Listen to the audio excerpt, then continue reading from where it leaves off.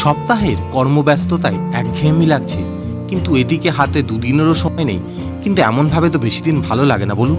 তবে চলুন আপনাদের ঘুরিয়ে আনি হাতের কাছে কয়েকটি গুরুত্বপূর্ণ দর্শনীয় স্থান, যা আপনাদের মন মেজাজকে একদম ফুরফুরে করে দেবে।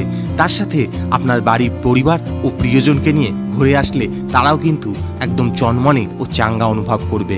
বন্ধুরা, বেশি টাকা খরচ করে নয়, তবে মনের আনন্দ দিয়ে চলুন ঘুরে আসি আজ কলকাতা থেকে মাত্র 2 ঘন্টার দূরত্বে এমনই কিছু দারুণ ট্যুরিস্ট অ্যাট্রাকশান।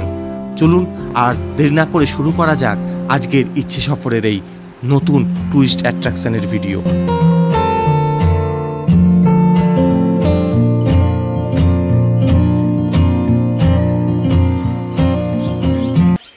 আজকের আমাদের প্রথম গন্তব্য ব্যান্ডেল চার্চ। হাওড়া থেকে যে কোনো ব্যান্ডেল লোকাল ধরে চলে আসুন ব্যান্ডেল স্টেশন, অথবা নৈহাটি থেকে চলে আসুন হুগলিঘাট স্টেশনে, এবং সেখান থেকে হাঁটা পথে বা টোটো ধরে আপনারা চলে আসতে পারেন এই ব্যান্ডেল চার্চে। এই ব্যান্ডেল চার্চ বর্তমানে ব্যান্ডেল চার্চ হিসেবে পরিচিত হলে এই ব্যান্ডেল চার্চের পোশাকি নাম the basilica of the Holi রোজারি, যা 1660 খ্রিস্টাব্দ নাগাদ নির্মিত হয়। জানা যায় একসময় পর্তুগিজরা ব্যান্ডেল শহরটিকে বন্দর হিসেবে ব্যবহার করতে শুরু করেছিলেন। তারাই মুঘল সম্রাট আকবরের কাছ থেকে নতুন শহর নির্মাণের জন্য অনুমতি নেন। এই অনুমতি নিয়ে তারা সেখানে বসবাস করলে স্থানীয়দের খ্রিস্ট ধর্মে দীক্ষিত করেন। এর পরের ইতিহাস বেশ লম্বা। এখানে 1599 খ্রিস্টাব্দে নির্মিত হয় ব্যান্ডেল চার্চ। তবে 1632 খ্রিস্টাব্দে মুরেরা হুগলি আক্রমণ করলে প্রথম তৈরি হওয়া গির্জাটি ভস্মীভূত হয়ে যায়। এরপর 1660 খ্রিস্টাব্দে গোমেজ দা সেতো একটি নতুন গির্জা নির্মাণ করেন। মঠের পূর্ব দ্বারে পুরনো গির্জার কিস্টোন বা ভিত্তিপ্রস্তরটির দেখা পাবেন আপনি। এখানে সারা সপ্তাহে প্রচুর পর্যটক আসেন এই ব্যান্ডেল চার্চ দর্শন করতে।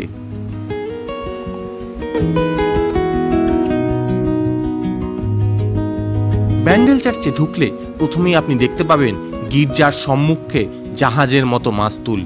কথিত আছে যে বঙ্গোপসাগরে একটি পর্তুগিজ জাহাজ প্রবল ঝড়ের মুখে পড়লে মেরি মাতা জাহাজটিকে রক্ষা করেছিলেন। এরপরই কৃতজ্ঞতা স্বরূপ জাহাজের ক্যাপ্টেন মাস্তুলটি গির্জায় দান করে দেন।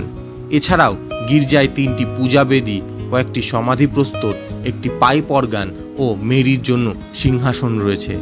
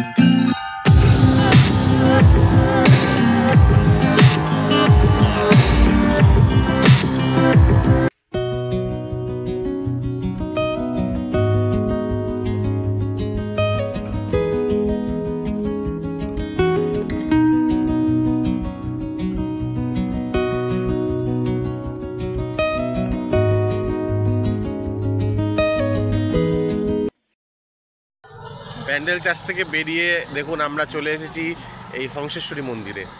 ব্যান্ডেল চার্চ থেকে বেরিয়েই ওখান থেকে অটো পাওয়া যায় এই হংসেশ্বরী মন্দিরে আসার জন্য। ভাড়া নেয় 18 টাকা। হংসেশ্বরী মন্দির ঠিক তার পাশেই রয়েছে অনন্ত বাসুদেব মন্দির। দুটি মন্দিরেরই কিন্তু হংসেশ্বরী মন্দিরকে বলা হয় বাংলার ডিজনিল্যান্ড, কারণ ডিজনিল্যান্ডে যেরকম শেপ সেরকম করে এই হংসেশ্বরী মন্দিরটার শেপও অনেকটা এরকম সেরকম। আর অনন্ত বাসুদেব মন্দির, দুটো মন্দিরের কিন্তু স্ট্রাকচার খুবই ইউনিক। বাংলার যে মন্দির শৈলী আছে সেই মন্দির শৈলীর মধ্যে এই দুটো মন্দিরই কিন্তু উল্লেখযোগ্য স্থান অধিকার করে আছে। তাহলে আমাদের ব্যান্ডেলের মধ্যে আমরা তিনটে অলরেডি জায়গায় ঘুরলাম, ব্যান্ডেল চার্চ, হংসেশ্বরী মন্দির, অনন্ত বাসুদেব মন্দির।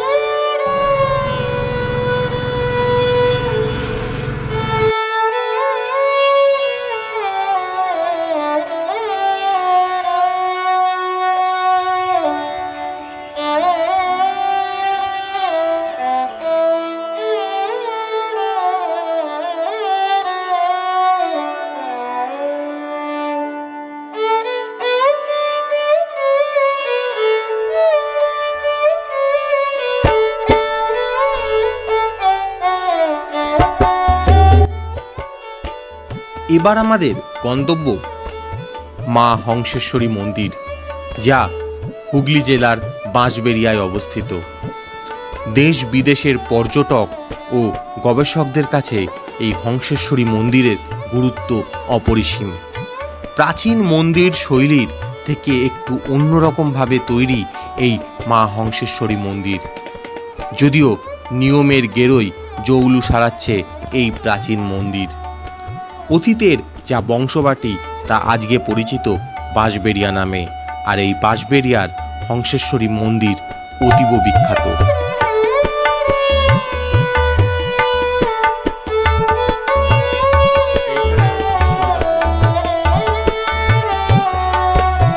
তন্ত্রমতে তৈরি এই মন্দিরের 5টি তলা, যা মানুষের দেহের ইরা, পিঙ্গলা, বজ্রাক্ষ, সুষুম্না ও চিত্রিণী এই 5টি নারীর ইঙ্গিত বহন করেছে। 21 মিটার উঁচু এই মন্দিরে সহস্র পাপড়ির পাথুরে 13টি চূড়া রূপ তার না ফোটা পদ্ম।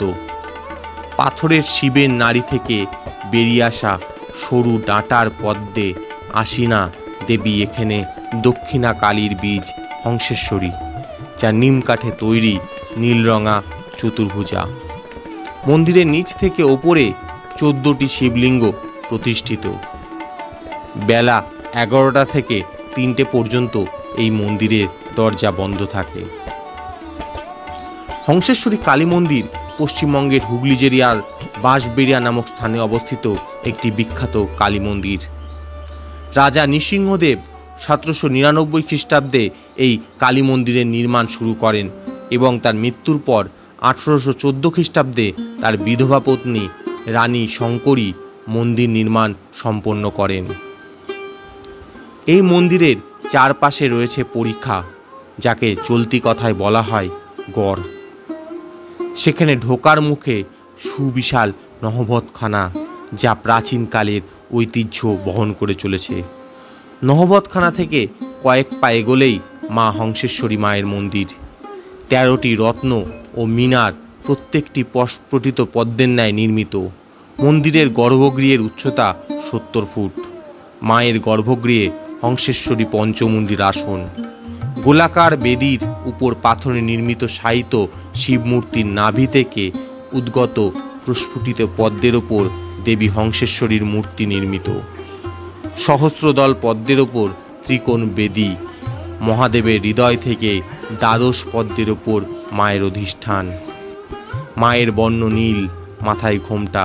সারা বছর মায়ের শান্তরূপ থাকে, তবে কার্তিক মাসের কালী পুজোয় এক রাতের জন্য মায়ের রূপ হয় এলোকেশী।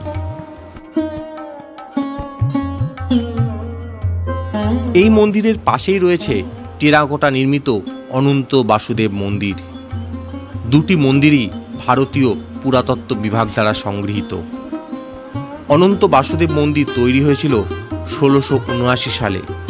পোড়ামাটির কাজে সজ্জিত এই মন্দিরের আদল অনেকটা বিষ্ণুপুরের মন্দিরের মতো।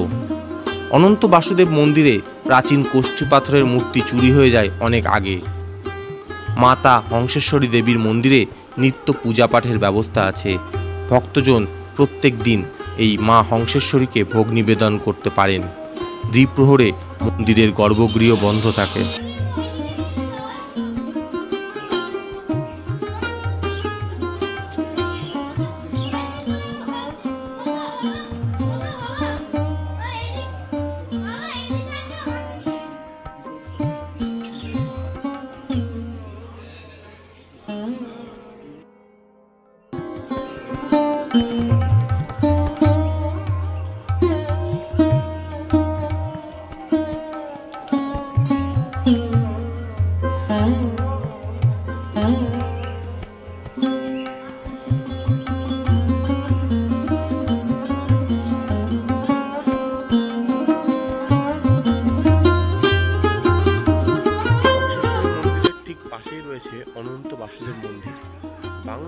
যে মন্দিরের যে স্থাপত্য শৈলী তার মধ্যে একটি অন্যতম উদাহরণ বাঁশবেড়িয়ার এই অনন্ত বাসুদেব মন্দির। হংসেশ্বরী মন্দিরের সাথে একই প্রাঙ্গণের মধ্যে কিন্তু এই অনন্ত বাসুদেব মন্দিরটি অবস্থিত। চলুন দেখে নিই এই অনন্ত বাসুদেব মন্দির এবং এখানকার যে স্থাপত্য সেগুলো একবার দেখে নিই। বিষ্ণুপুর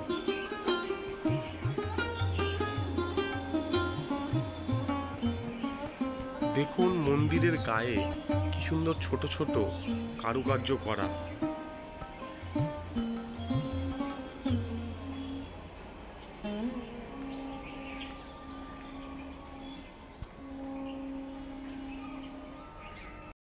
ভিডিওটি কেমন লাগলো অবশ্যই লিখে জানাতে ভুলবেন না কমেন্ট বক্সে।